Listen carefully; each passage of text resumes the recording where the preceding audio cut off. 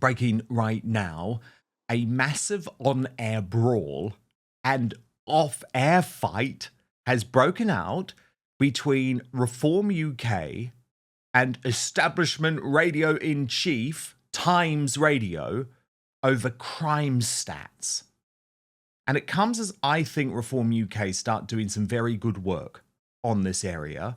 Look at this post from Nigel Farage today, comparing 1975 to 2025. Do you remember that very famous Concorde advertisement? If you were flying the Concorde tomorrow, you'd wear a Rolex. And his social media whiz kids done a bit of a Photoshop job to make the new version of the poster. If you were visiting London tomorrow, you wouldn't wear a Rolex. And the thing is, that's completely true. That's completely true.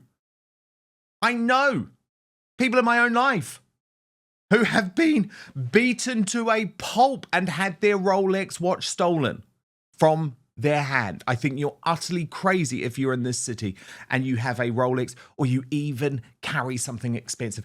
That is a third world country. That is a country in decline. And it's not just happening in London, it's happening in all of our big cities.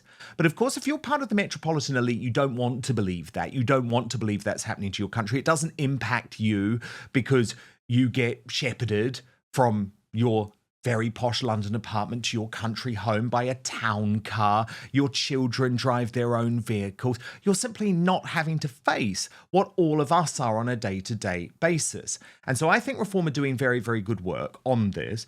Layla Cunningham, who is their new sort of star in London, interesting woman. She was a conservative. She is a Muslim. Some people saying, is this the person that Farage wants to stand for London mayor? But she's very, very good on the issue of crime. She's previously been referred to as the vigilante mum because she went after some criminals who had attacked her own children. And this is where the bust-up started, in an interview between her and Mr. Establishment-in-Chief, Stephen Sackur, who used to be on BBC and hosted Hard Talk, and everyone was apparently outraged because that show got axed for some reason. So, of course, Times Radio, they always sweep up the establishment folk, right? Andrew Neil's out of a job. Let's get him on Times Radio. They've done the same thing with Stephen Sackur. And he proved just how out of touch this radio station was during quite an astonishing interview. Watch. Can you believe that more than half of you are watching this video but not subscribed? So please do me a huge favour. Click the subscribe button now. Turn on the notification bell so you'll be alerted to all of our brand new Outspoken videos. Are you suggesting that crime is out of control? Yes, definitely. I'm suggesting crime is out of control. But that's just plain wrong, isn't it? I mean, it's not out of control at all. In fact, many of the key crime indicators suggest it's in long-term decline, including the crimes people care about most, like knife crime. So I don't know where you get your data. Well, 2019 to 2024, knife crime decreased by 8.2%. Not in London. In London, it went up by over 20%. Well, you're a national political party, aren't you? Yes, we're a national political party. But I think you'll find in hotspots, it's actually gone up. Yeah. Sorry? Well, no, I'm just looking at a whole list of different crimes and the statistical analysis. Car crime, for example, people care enormously about that. It's been declining for 30 years. So, Stephen, there's data. And there's what you call a lived experience on the street. Well, hang on. Data, what you call data is just facts, right? I mean, facts matter. And in so many different parts of this discussion, you will find, if you look at the facts, that crime is in long-term decline. All data is flawed. Now, as Richard Tice pointed out, delusional claptrap from Stephen Sackur, who must be amongst most out-of-touch journalists in UK. He seriously thinks crime is falling, and he seriously trusts laughable crime surveys that bear no representation of what is happening on streets. Embarrassing for Times Radio. I mean, funny that Richard Tice is finally waking up to the fact that Times Radio is the enemy. I mean, it really, really is. But Layla Cunningham actually made some stronger points in the second half of the interview. Watch.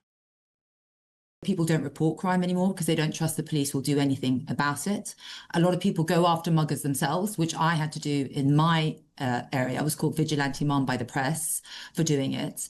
And it is flawed. Do you know how much violent crime has actually gone down over the last 30 years? I'm talking long-term trends here. They matter. Any idea how much it's gone down? No, but I'm talking about short-term trends. It doesn't matter what happened 30 years ago. We're a completely different country. Of course it matters. Of course it matters, because you can point to one particular spike. It might be that there was a particular spike in one particular area over one particular 6-month or 1-year period, but the trends are clear over a long period of time. All of these crimes that people care about most are, it seems, in decline. And yet you say that crime is completely out of control. Nigel Farage today said we must and we will take back control of our streets. But we haven't lost control of our streets. That's just deceitful rhetoric. Oh my God. Oh my God, where is he living? Where is he living? Well, we know where he's been living, in a BBC enclave where they pay for everything. I live in the real world, in London. And it is a hellhole, and let me tell you, it is absolutely lawless. Now, in response to that interview, Fraser Nelson, the former editor of The Spectator, now part of the Times family, wrote on X, Times Radio delivers a quality of interview that you'd struggle to find elsewhere and gets better all the time. Stephen Sackur, the latest to join, is a great example. Well, Richard Tice wasn't having that. He posted, you and Stephen need to wake up and get out of the Westminster Village more. Crime is soaring, police is disappearing, and law and order is on the ropes. Now, that prompted Fraser Nelson to post his own riposte, one of these graphs, right? That crime wave in full. But I fully agree with Richard's response. Wake up. You are not normally this naive. He is, by the way, Richard. You wake up to Fraser Nelson. Crime is soaring. Public confidence is collapsing. Police are failing. You cannot tell people that what they see is not there. Now, Connor Tomlinson, you are one of the biggest critics of Fraser Nelson, I think for very good reason. And isn't it about time that someone like Richard Tice wakes up and realizes, right, he's not on your side. Times Radio is not on your side. They are living in La La Land, in their own little North London world.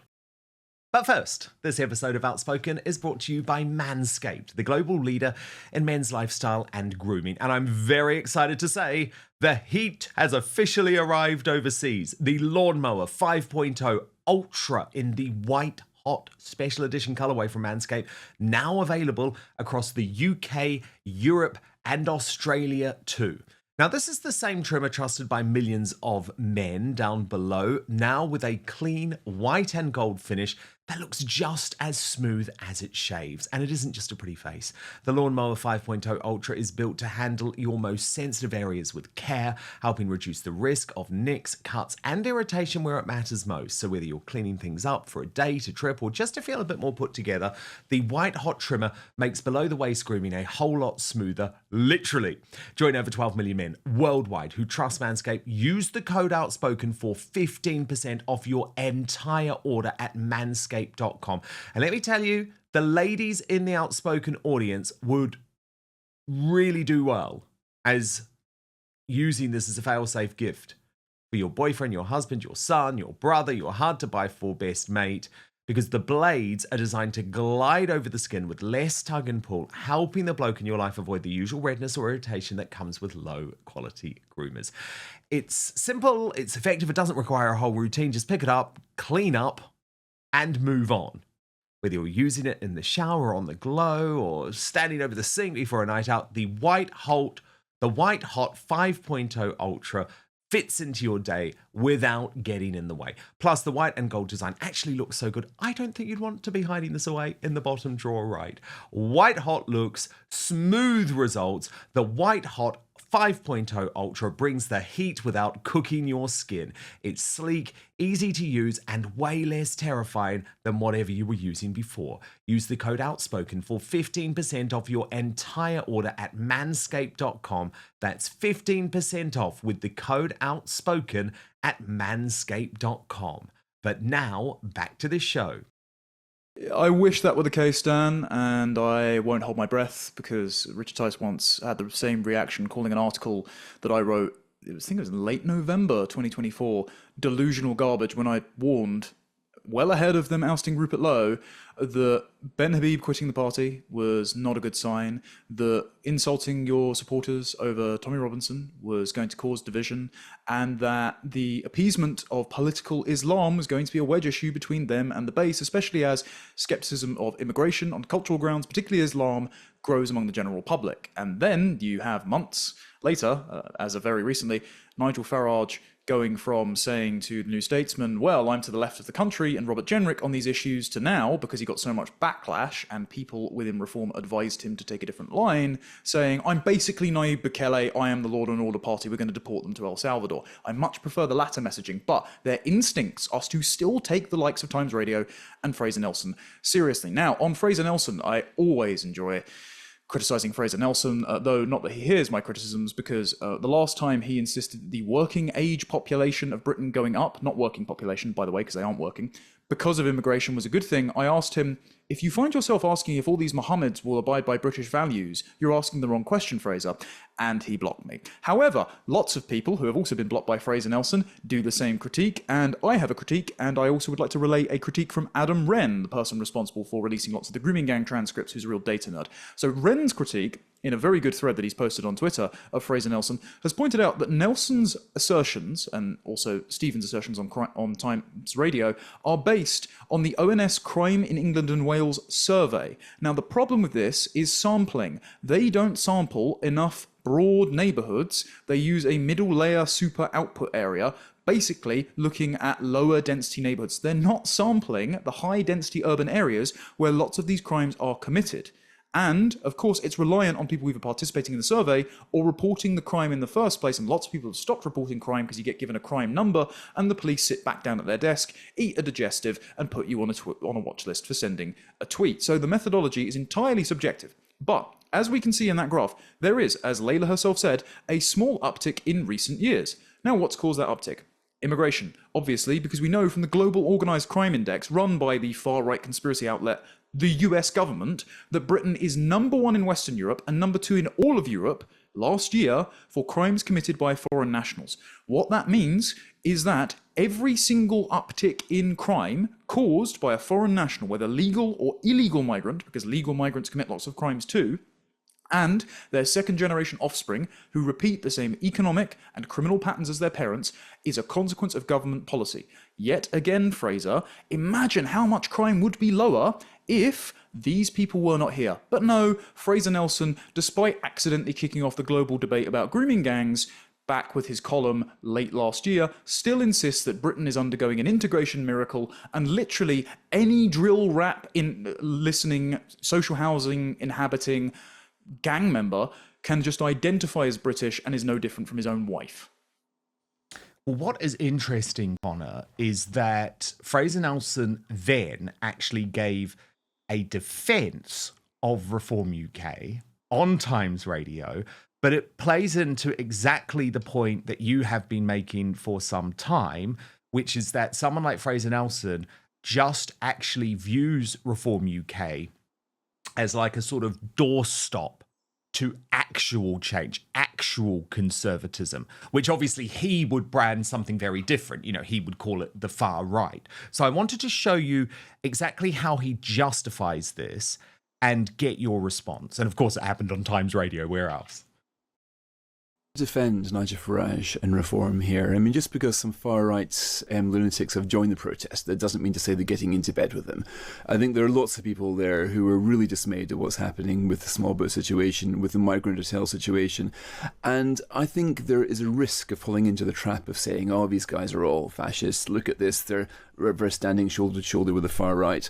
In doing that, I think the risk is overlooking the legitimate concerns of people who are just standing up for their community, for their sense of fairness.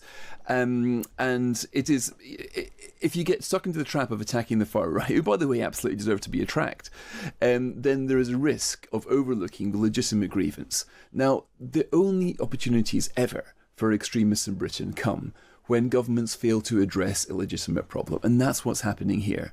The small boat situation is a daily scandal. The migrant hotel situation is an absolute outrage. And I think the surprise is not that the protests aren't happening now, but they haven't been happening a long time previous to this.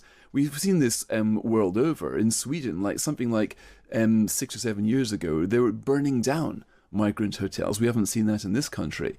But this is what, when you offend people's sense of fairness, when people are struggling to put food on the table and they walk past migrant hotels where they're getting fed 2 hot meals a day, given mobile phones, etc., of course you're going to be very angry. And you can't exactly say, please don't be angry, because I think there's a guy over there who's a far-right person coming in here. Now, Nigel Farage is not the face of extremism in Britain. He's not the face of racism. He is a buffer between us where we are now and the genuine extremists and racists who are waiting to come into the wings. And if it wasn't for Nigel Farage, we would absolutely have a Nick Griffin figure, larger than life, way more stronger than he is here. Connor, over to you. I know you'll have a lot to say on this one. Oh, that clip is going to live in infamy. Seriously, that clip is... I can't wait for most of right-wing Twitter to actually have seen that clip, because obviously they don't watch Times Radio because they've got better things to do. Let's get it out there, Connor. Let's get it out there.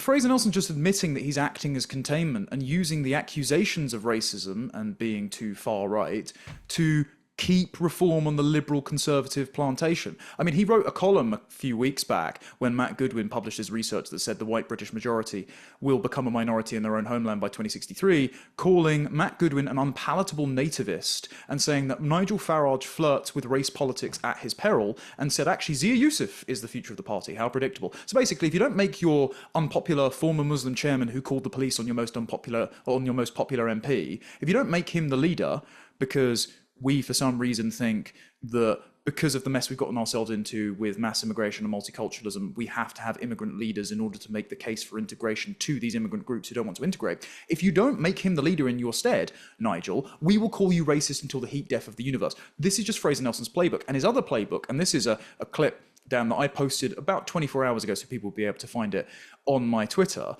In 2016, Fraser Nelson just gave the game away. He was said in an interview that the likes of Cameron's Conservatives, through him, had been advised you don't actually have to address any of the problems that the public have with immigration or multiculturalism or the detrimental effects it has on crime and the economy. Instead, you can just sit there and go, I hear your concerns. I understand why you're angry, and act as a pressure release valve through rhetoric without ever having to change policy. So you can just keep gaslighting people. He's doing that there. He's saying, oh, well, we shouldn't call everyone far right, because what will then happen is they'll get so fed up, they'll run straight to the far right, and we can't have Nigel Farage soak up all this support as a kind of body block to someone odious, of course odious, like Nick Griffin. So what I'm going to do, Fraser Nelson, is I'm going to gatekeep who isn't allowed in Reform by leveraging Reform's own fear of being called far right against them, ostracize the likes of Matt Goodwin, ingratiate myself as a kind of pseudo spokesperson in the Times,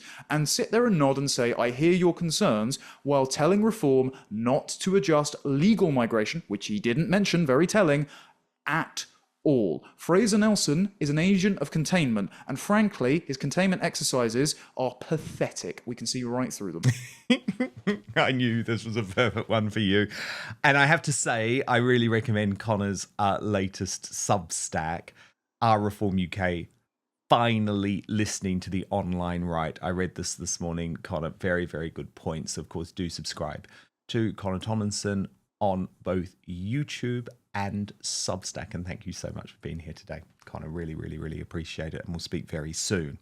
Okay, now it is time to reveal the worst Briton in the world this week. A reminder of your nominations on from Monday's Union Jackass, Ian Dale. From Tuesday, Narinder Kaur. From Wednesday, James O'Brien. From Thursday, Alistair Campbell. And let me get to some of your comments on this. Leo Ryan writes, James O'Brien has to be the winner this week, no doubt.